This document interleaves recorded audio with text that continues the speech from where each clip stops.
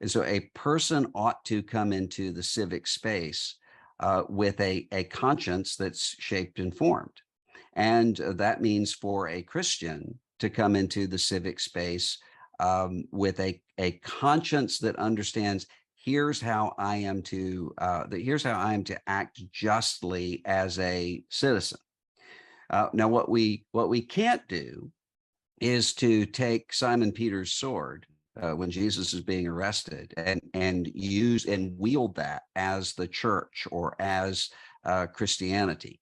But we come into the public square as people who are shaped and formed in conscience morally. So we're searching for justice, and we're seeking to relate to one another justly.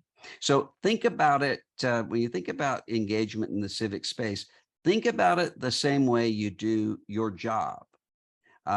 If you are rightly working and serving in your job, you're not seeking to have your job turned over to your church to do the planning for lawn maintenance or hedge fund management or whatever it is that you do.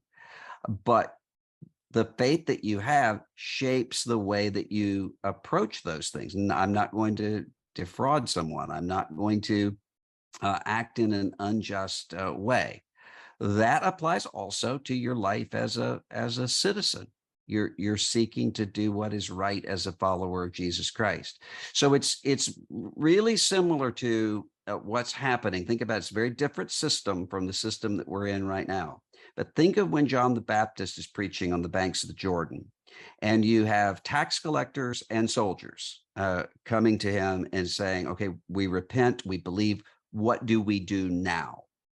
And what John does is not to give a military policy or an economic policy. Instead, he says, don't defraud people, don't intimidate people, don't use force for your own gain against people. There's a conscience that ought to be able to stand before God for acting justly.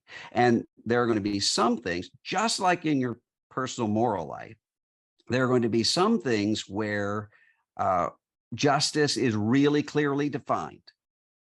There are going to be other things where the question of what do I do about this issue isn't clearly defined, but the principles behind it are. And we may have arguments of how prudentially to get there. And then there could be other things where we leave it to one another's consciences because we don't have a clear word on those things. Same thing applies when it comes to these decisions that we make as people together. But then when you move to policy, the application is so varied, right? I mean, put it in the context of a church. You may have one very clear sermon, but the application for person to person will vary quite differently. And so you're really challenging us to think about clarity with respect to the person of Jesus, with respect to our own ethical personhood, clarity about the moral principles, but increasing complexity and graciousness with respect to policy. How do you actually apply it in policy form? I would just add it can have complex applications. Sometimes it doesn't. I mean, if your neighborhood association says what we're going to do is to burn old ladies at the stake, and so anybody who turns 80, we're going to bring out here to the town square and burn that person at the stake. You're going to say no. This is a clear, very clear application that we're bringing to the table here. Then there are going to be other things where what's going on is what's important is not necessarily the end result, but how you get there. So you may have two Christians, both of whom are really motivated by James 1:27, care for widows and orphans in their distress. They're both on the city council.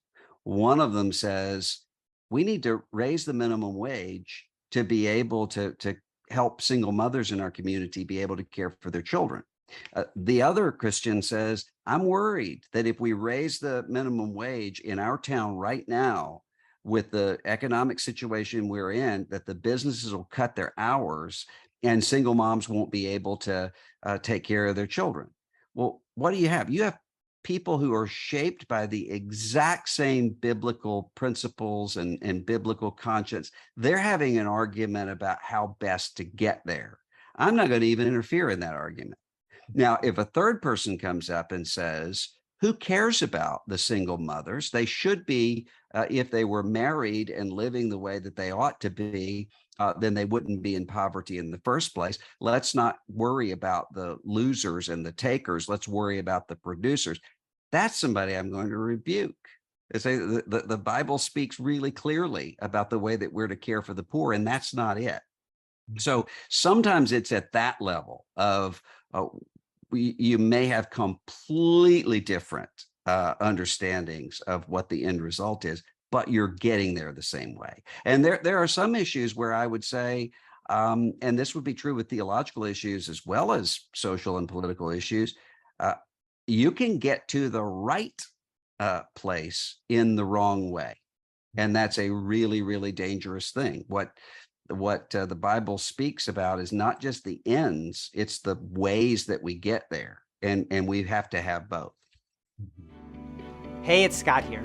Thanks for watching this Theology Lab video. If you're enjoying it, you can subscribe to the channel below and you'll get more Theology Lab videos as soon as they're released.